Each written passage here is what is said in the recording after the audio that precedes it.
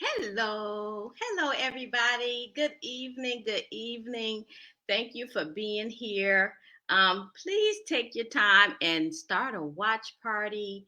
Share this link with your friends and family. Send them to Work with the Masters on Facebook or on YouTube. Work with the Masters, all one word. Please take the time to do that. I'm so happy that you're here with us this evening. My name is Dana Wilson. I am the CEO and director of Hair Cares Inc., located in Hopewell, Virginia. I have coined myself as the hairpreneur coach. And I want to just share a little bit about myself before we get started this evening. Um, I'm the hairpreneur coach. What does that mean? I do everything hair, okay? And it's so funny to say that because who knew I would have anything to do with hair? That was not in the cards for me at all. But however, here I am. So I am a Sister Lock consultant. I've been in the Sister Lock family for over 20 plus years. I am a certified trichologist. And what that means is I'm a hair loss specialist. I am a paramedical professional who have studied scalp disorders, hair, and hair loss. I'm also a certified cold capper. And what is that? A certified cold capper is someone that helps people who go through like chemo or radiation and they want to save their hair. So that's a really cool thing that I'm doing. I'm also a certified biomedical research assistant. And what is that? I am someone that can help people do research studies on products and things of that nature. So if someone wants credibility in regards to their product line, I can help you create ethical research studies so that we can get credible information about how well your product works or don't work or do what you said it's supposed to do. So that's who I am. And today, I just want to have a conversation, or you guys to be a part of this conversation with my guest today, Roselee. Roselee is also a hairpreneur coach as well. I'm naming her that. And we're just going to have a dialogue about our hair journey and really our Sister Lock journey, because that is how we are affiliated with each other.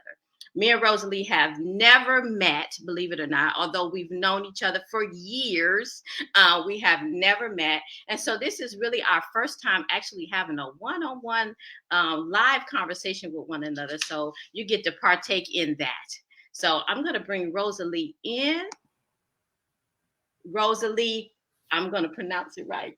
Mathu. Mathu, that's correct. That's correct. How you doing? She is the CEO of Roselee's Hair Care and the director of Stylist Excel Academy. Is that correct? That's correct. Out of Atlanta, Georgia. Awesome. So what me and Roselee have in common is Sister Locks. That's how we've been acquainted. But this is our actual first one-on-one little live conversation. So welcome, Roselee. Thank you. Thank you. It's exciting. It's exciting. Yeah. And so I just gave them a little bit of background about myself. If you don't mind sharing with the audience who you are, that would be so great. Awesome. I'm Roselee Mathu, and I'm originally from Zimbabwe, because that's always the first question people ask. Right. People think it sounds Jamaican, but no, it's from Zimbabwe. Mm-hmm. And I have been doing Sister Locks for about 12 years. Okay. And I think it's the best thing since sliced bread. Everybody knows that, or if whoever knows me knows that that's what I do. Okay. Yes. Whether I wear them or not, they're the best thing since sliced bread. Mm-hmm. And so currently I offer Sister Lock services, and I'm transitioning to training full time because there are so many students needing direction for how to build their business. And so actually when I became a trainer is when I realized some of the things that I was not doing correctly. And then it looks silly telling people in class that you should do X, Y, Z, and then you come to your space and do something else. So I really challenged myself to do the build the business the way that it was designed to be built, and with the with the protocols that are supposed to be in place. So I worked hard to try to, make sure that if in class I say you're supposed to do this, then I've implemented that in my business as well. And so that's been working out really well because it helps people, you know, do good work and build great businesses. So that's been exciting. And so I feel like I want to do that more. Mm-hmm. But Rosalie, how did you even learn about Sister Lives? Because this is always really an interesting. Everybody has a story to tell, right? Right. About how they learned about Sister Lives. So please share with us. So that was 2007. Okay. So I used to always have some kind of extensions. I thought my hair was difficult to work with. I never, I never wore it out. Actually, I should go back to I should go back to when we came to the States. I was 12 and I was in 8th grade. And in Zimbabwe, I never used to go to the salon, right? Someone would always do your hair at the house. So because we're coming to America, it was such a special occasion. I went to the salon, got this elegant style. It looked like flat twist, but they did it with a needle, right? It was the bomb, right? Yeah. So in my attempt to fit into the culture, I had the style, but it was a bubble jacket. I had my first pair of jeans, high tops. I thought I was blending in, but as soon as I entered the school building, people were like huddled up in places, whispering to each other, like, I think that's the African girl. I think that's the African. I was the first African person at the school. Okay. So I'm thinking to myself, how did they know? Oh, yeah. Okay. Right? How did they know? Because I'm really trying to fit in. Right. So I went through all this. I only wore the style for a week, and my mom was so upset because I came home and I was like, we got to take this out now because that's all people want to talk about. And when I'm explaining that it was done with a needle, they were like, what? So they sewed your scalp? It was just too much of a conversation piece. I just wanted to like blend in. Right. My accent, everything was making me stand out, and I was trying to blend in. So you needed to change your hair. Right. So that was the first time I got a relaxer, but this was the process. I took the hair out and my afro was this big, right? Yeah. And then they were like, is that a wig? So the next week I got a relaxer, and then that's how I was able to fit in. So from there, I was always trying to keep it muted, right? And then I came to Atlanta and everybody and their mama was natural. So I was like, oh, I was a trend chaser. So if that's what people were doing, then that's what I was doing. Go ahead. So I went natural, and but with extensions. I never wore the hair out, right? I would get it done, wash it today, get it done tomorrow. I wasn't wearing my hair out, but I was natural. And then when the braider said my hair was too long to do the type of braids that I was asking for, that's the first time I thought, oh, if my hair is that long, maybe I should try to do something. And that's when I was browsing one day online looking for this natural solution. And I came across this website where the lady had, she had curls. Yeah. And I couldn't tell what it was, but she had curls, and it was like one of those flash media things that the hair went in slow motion. She threw it back and it went in slow motion like this. It's like, ooh, that, I want that, right? And then it had on the side over there, no extensions, your own natural hair, book a consultation, whatever. So that's how I booked the consultation, and went to I went to the consult. She said, come with your hair shampooed, no product in it. And I thought she was crazy because I was going to work and then I was going to go to the appointment. Yeah. So I blow dried it. I think she told me not to blow dry it, but I did anyway. Right. I blow dried it. So I put the scarf so I could go to work and then go to the appointment. So when I got there, she was like, she had to wet it. So fine, she had to wet it to do what she needed to do. And then she said, okay, we'll book your appointment for 2 weeks. I was like, excuse me? That's so funny you say that, because I was actually active duty military, Air Force. And I was sitting at my desk. I had no business, scrolling on the internet. And I went to, I was on a Rastafarian site, and I don't know why, because I knew that I would not be able to partake in that kind of locking system, being in the military. But I knew, for some reason, I just knew that it had to be something out there where I could wear my hair natural, but it'd be manageable being in the military, right? Because you're deploying, you working out, you sweating every day, right? And so I see this little tiny hyperlink that says sisterlocks.com, and I click on it, and I see Dr. Cornwell with these beautiful, small, stylable locks, and I almost fell out my chair. Okay, and I said, "This is it. That's it. This is it." I mean, and so at that time, you had to call the home office. Oh, wow. Where they had listed the city and states that they had a consultant in, but you had to call the home office to get the phone number. Oh, wow. And they gave me the phone number, and literally, I called the consultant on the phone. I said, "Listen, I want to get my hair done today," and she said, "No, that's not how it works." She said, "You got to come in for a consultation." I said, "Consultation?" Yeah. And so I went, and when she told me, she put the sample locks in there, and when she told me the price, I said, "Oh, that's why." I said, "That's why we need a consultation." But you gotta go. But listen, I was totally sold, because here's the thing. When I was a little girl, I mean, I never really did hair but my own, right? I didn't, I wasn't the girl that was doing everybody's hair. But anyway, I would plait my hair in little tiny plaits and use my rollers and roll it and style it in ponytails and everything. I did that. Really? I did that. So when I seen Dr. C, I knew that was it. I just knew it.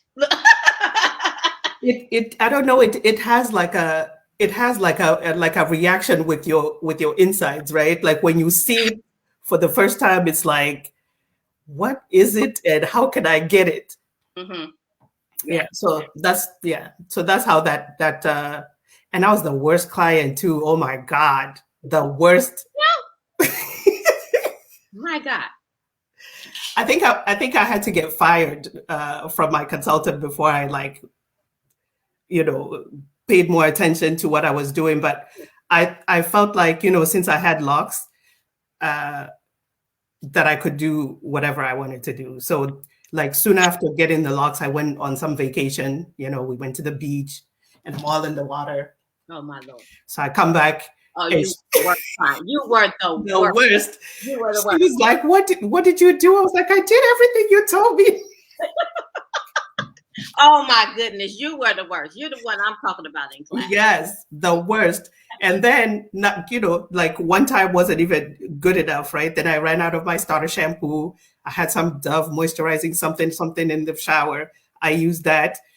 But I think that I did a third thing. Oh, I used to mist it all the time because, again, I had never worn my hair out, right? So that curl was just really fascinating to me. I was misting it all every day. She had to refer me she looked at her schedule. She was like, I don't have time to do this kind of thing. She looked at her schedule and sent me to somebody else. Well, what was the turning corner for you? What happened? Were you the person, my eyes are watering, sorry, we're laughing so much. But the person that she referred me to gave me the business. Like it was 8 hours for her to fix my hair. Oh, wow. And she told me exactly what I was doing and how she couldn't believe that I would spend this kind of money and be so negligent. 8 hours, she was like, I want to tell you, I can tell you you're not wearing a shower cap. I can tell you you're doing this and this and this. Yeah. I mean, and then she was my consultant for like years. She used to come in, when I got pregnant, she used to come and do my hair at home. Yeah, she was not playing. And so because of that consultant, I was able to straighten up, and I can tell from a distance for my clients now what they're doing.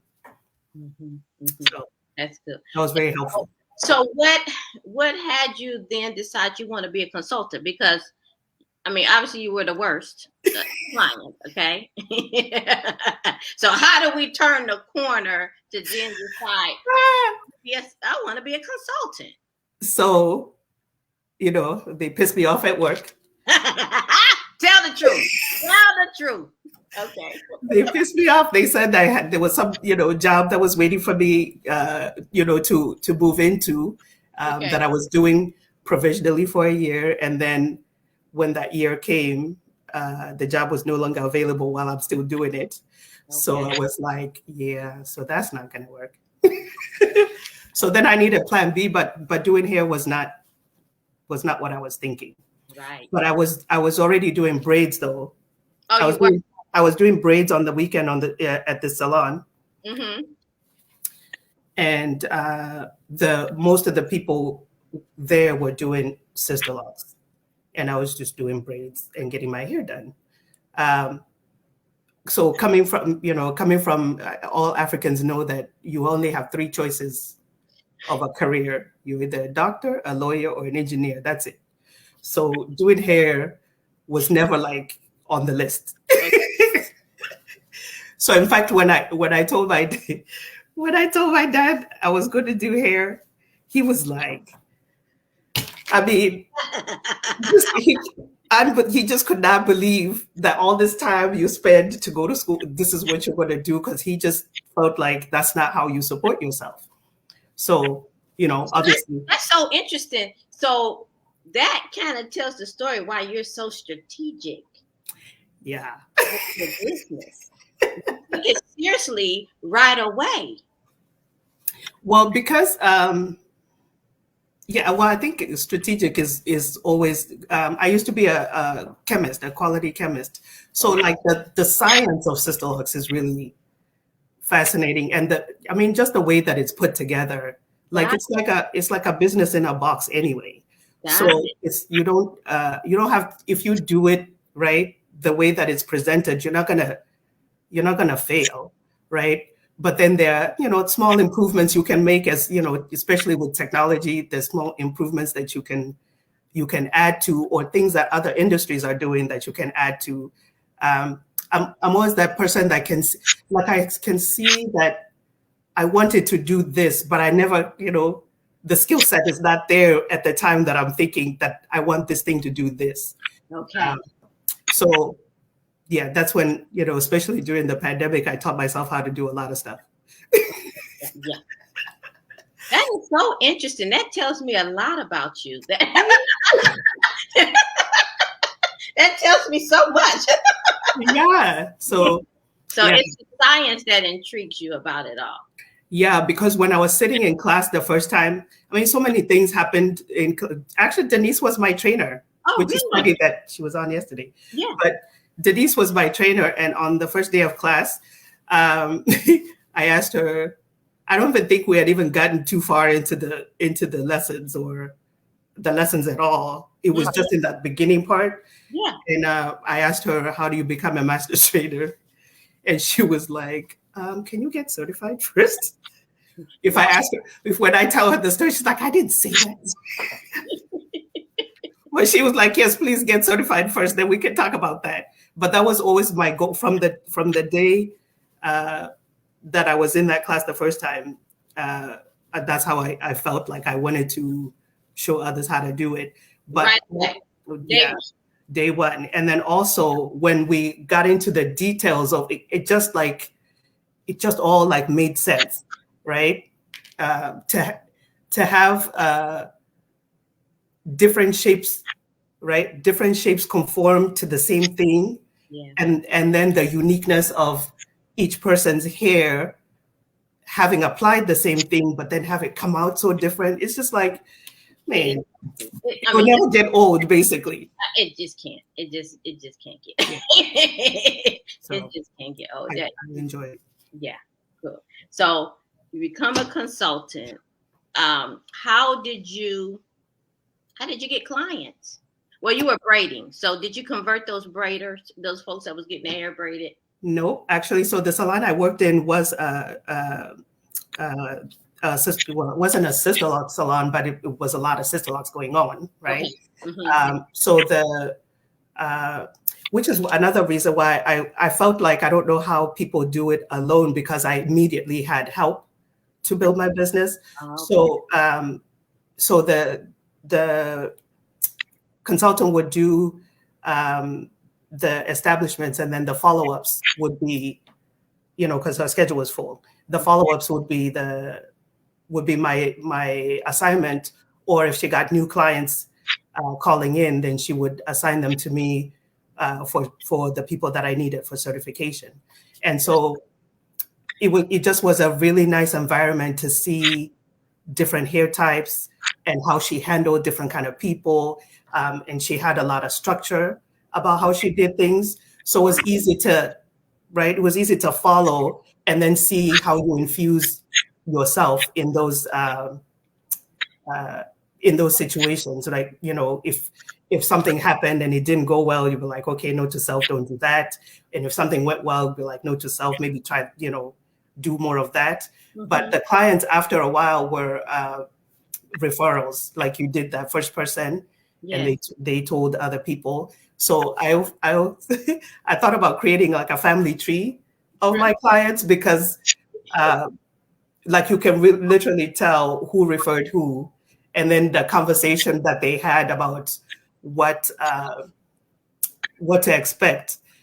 So I didn't know how I came across to the clients, but they made sure to tell the people that they referred that you better be on your P's and Q's, because she will set you straight if you don't. But she do it nicely, though, they said. You had a couple that would be honest with you about it, right? Right. Or the one lady was like, I just want you to know that you're really good at client management, because I can tell I've been managed. Oh, that's too cute. Now that's good stuff. So you got these clients. Then how did you then decide to go off on your own? Because obviously you was under somebody's tutelage, right? Right. And now it's time to go off on your own. How did you make that call? So first it was the real decision maker was the distance from, because I had a baby a year after becoming a consultant. Mm-hmm. So the distance from the salon to my child's school, one day I was stuck in traffic, and it took me like an hour and a half to get to my child. And it was like, I got to do something, that feeling of I can't get where I need to get. And, it was just too much. So that was how I decided to move closer to home. Okay. And I hesitated about moving closer to home for a second, because I was like, all these clients that I've been working with, were they really going to come with me? Mm-hmm. And so as first I told the salon owner, that, this is what I was thinking about doing. And, she gave me, the okay to start, tell the people, whatever. Everybody I told was like, girl, if you move to Timbuktu, I'm coming with you. I was like, okay. So it was just eye-opening. It was in the same way that when I quit my job, or the day I decided to quit my job was someone calling, because I was doing hair on the weekends. Someone called on a Monday wanting to get their hair done. And I was like, oh, people get their hair done on Monday. You're my kind of girl. I was like, okay, so if people get their hair done any day of the week, then I can go do this, right? So that day when I couldn't get to my child was the day that I was like, I need to find something else. But the eye opener was that the clients were willing to come with, because the distance was a great distance, but they rationalized it like, it's only, every 6 weeks I could do it, the different places that I've been, they've come with. And then it also makes you appreciate or do things that you can do to accommodate them, because they're willing to go so far on your behalf. Right. Loyal clients, taking care of your clients, obviously foster loyal clients. True. Mm-hmm. I've been in many scenarios where my clients right now, they travel 3 hours easy to get to me, 3 and 4 hours right. Easy. Mm-hmm. Yeah. I remember at one time I was being flown to another state for the weekend. just to have a weekend of doing retightening. So I know all about that. I know all Hmm. about that. Hmm. So now you have this big clientele. So I'm assuming that you then added more consultants to your salon space. Yeah, so that journey was interesting because it makes you really aware of yourself Yeah. and how you interact with people. Because as first you act out of frustration, like I just need help, right? The people are so many, you just need help, so you just take anybody, Okay.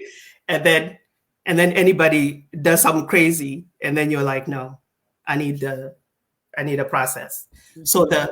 the process has evolved, but I've always known that I want to help others get to the same place or farther.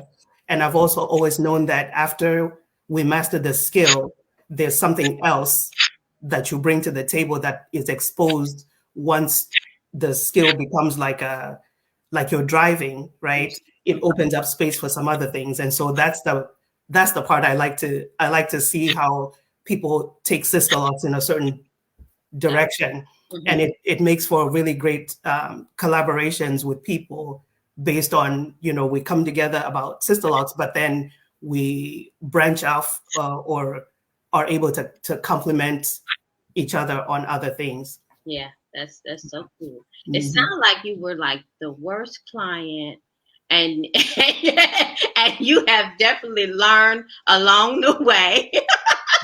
Well, I don't usually let anything happen to me twice. Like if I'm doing it again, it's because I'm doing it differently, right? Okay. Like I don't.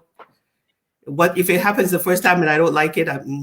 It's not happening again. Hmm. So truly, even now where you are, I mean, obviously you're coaching people, you're training people, you have other consultants that work with you or for you. Um, like what's next?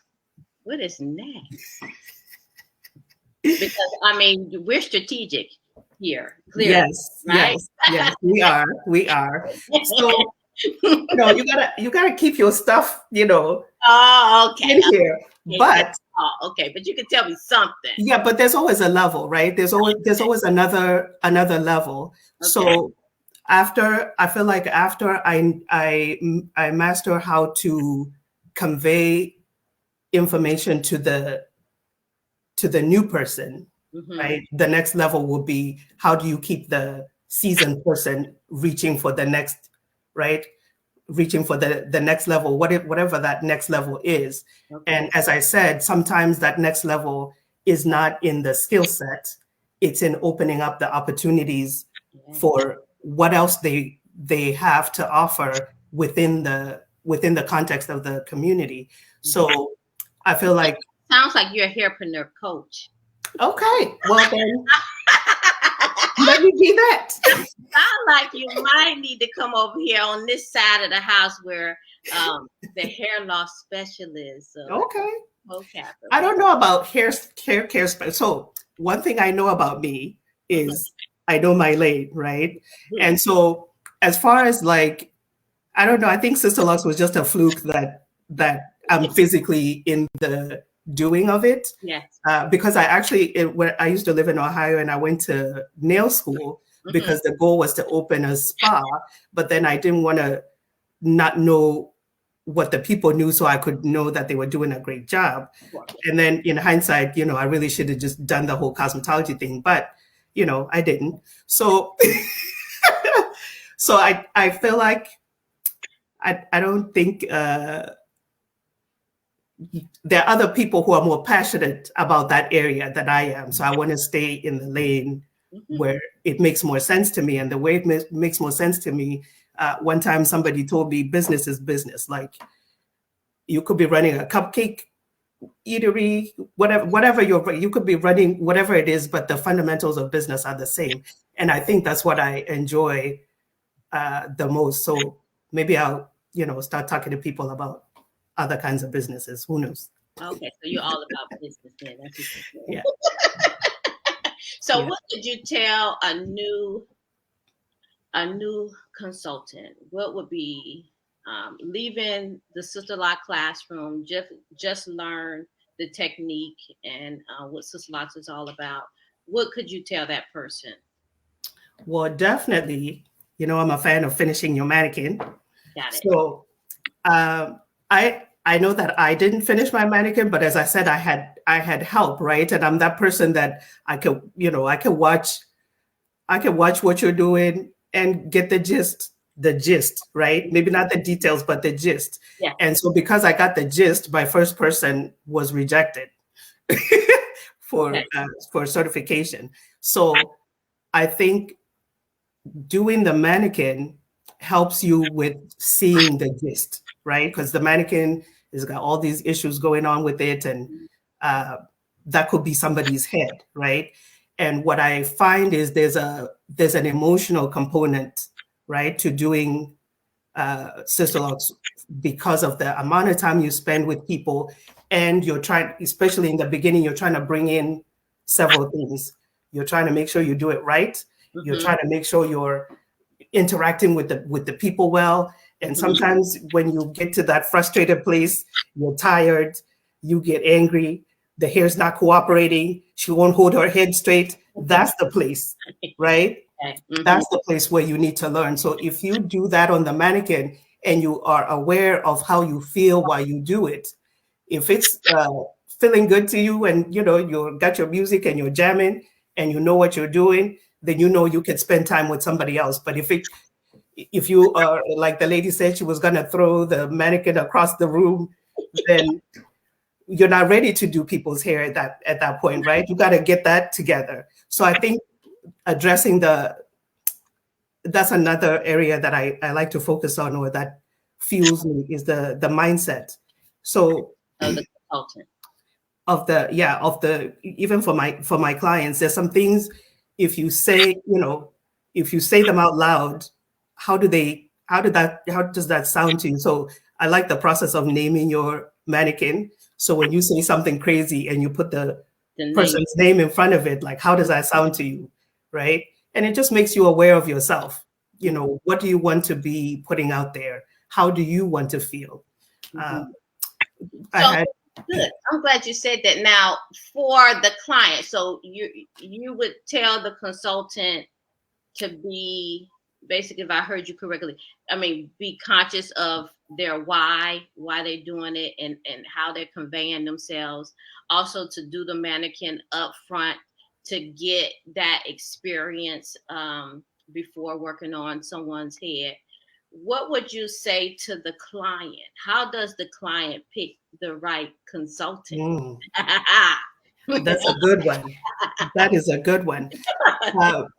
I would say to the client, the first place you need to go is sisterlocks.com, right? They have a document that has frequently asked questions, and the process, because what people are missing is the process, right? It's a package of 3 services. Right. You have to get a consultation. The consultation includes specific things, and you need to get those sample logs. And that conversation also for the client needs to be about, can I spend this amount of time for ongoing with this person? Because again, if anything doesn't feel right at that time, then it needs to be addressed at that time. Okay. Or you need to already know that I'm this kind of person, and if I hear this red flag type of statement from the person doing my hair, then that's not right. The client also needs a set of questions that they need to be prepared with to dig deeper about this relationship, because that's what it is. What's his name is King of Lock, Tando Kafele. He has I forgot the name of his class, but it's like the first date or something like that. Okay. The consultation is like a date, yes, right? Where you're really trying to figure out, can we spend time together for that length of time? And so if anything is not going well, what clients tend to do is just leave they leave the appointment and they don't come back. And then the consultant doesn't follow up, right? Yeah. or even create the space to say, if anything is not going well, please let me know, give me the opportunity to correct it before you seek other options, right? Can I get that opportunity? So so the trainee needs to be open to that type of conversation, or be willing to receive that type of feedback. But the client also needs to know that this is a long-term relationship. And so if I'm looking for someone who's going to, like, what do I even want them to do? What do I want them to do? How do I want my hair to look like? And I've seen this, but are you well versed enough to tell me what about me? What about my hair? A lot of my clients would be like, so how is my hair? And when they would ask me that, I'd be like, well, there's nothing new happening, right? We're just retightening. But for some reason, people have a really different, I don't even know the right word, their impressions of their hair, you find is totally not what it actually is. Right. Right. So if you're not well versed in what you're doing, you're not able to communicate that to them. Right. But I think being able to let someone know that your hair is doing this, it's doing well, it's doing well, or whatever little bit you can give them to let them know the state of their hair, they really appreciate it, right? Because they've spent a lot of money, and they want to know that we're always on the right track. And if we're not on the right track, I appreciate you letting me know. I appreciate you letting me know that you need to make some adjustments. Right. And then, don't let me find out about them later. You know what I mean? Roselee, we have some people. Everyone is saying hello to us. Hi, Nadia, Pamela. We got Pilar, Patricia, Lori. Hi, Lori. Denise, Daquita is saying, yes, you always take notes during the consultation to see if they are a good fit, because you definitely need to see if they are a good fit. And another one is, my first question is always, tell me what you know about sister locks. And always say sister locks are like a fingerprint. No two sister locks are alike. Nice. Definitely. Definitely. Yeah. I mean, it's important to make that distinction about the sister locks journey versus any other, right. Because I find that there seems to be like some friction between the different types of locks, right? Okay. Right. And so that's not even the conversation that needs to be had, right? Because people always have options. There's Coke, there's Pepsi, there's Tab. Right? There are always options. But when people know what they want, they know what they want. Right. And they know what they want looks like, right? So if that's what they came looking for, you being able to give them the impression and the confidence that you know what you're talking about, that's what draws them to you. Someone else said people always have a picture of what they want their hair to look like, however the texture may be different. That's true, Tessa. That is so true. Hi, Tessa. That is so true. Let's see. Someone said, you'd be amazed at how many people come to a consult and never been on the Sister Lock website. So now I put it on my email after they confirm their consultation to make sure the hair is clean. Go to the website. That is nice. That's an example of a good process, right? In addition to telling them in person or over the phone or whatever, send them to the website. I tell clients that it's your opportunity to corroborate what I'm telling you, right? So that you know that I'm going to be offering you this service according to what the website says, right? Good stuff. So it sounds like you really hone in with the interpersonal skills that the consultant is having with the client. What else is your specialty? Processes, right? I like efficiency, I like repeatability, and I like results. Okay. So like I said, things shouldn't happen to you twice without you trying to figure out what's the problem. Okay. So if you're trying to get your time to a certain place in terms of retightening, and you know what the steps are to retighten, and you're doing those, but your time is not moving, it's your opportunity to examine where in those steps are you failing, right? And what I like the most about SisterLocks is because of the process, you can always tell where, right, which step you need to work on. You can move forward and find the result wasn't what you expected. Then you can backtrack and be like, oh, okay, so I didn't read the curl pattern properly or something. Okay, it was too loose right here. Okay, the density, something, right, can always let you know where is it that you needed to, or you misjudged, right? I always try to use that word. You thought one thing and you misjudged it, and then you're open enough to go to the client and say, you know what, I misjudged this thing, and so this is the result, and this is what we need to do. I was telling the story yesterday that I took a advanced refresher with Dr. Cornwell, and she noticed that I was stroking the lock. Every time I did something, then I start, like stroking the lock. I don't know what made me do that, but it was slowing me up, period. And it was just something simple like that made all the difference in the world in regards to the amount of time that I was spending with my clients. And that's how it is, right? For in mentoring, there's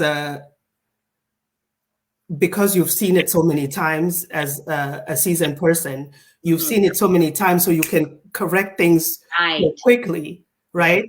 And then once we've sort out all that, we spend more time on how do you relate to people? Why are you behaving the way that you are? Why did you get that response from somebody, right? Why is the client angry with the way that you said this thing? Are you having some issues elsewhere that you need to? Okay. So you really are focusing on the mindset. That is huge. That is huge. Yeah, that is huge. Roselee, I got one more thing for you. Okay.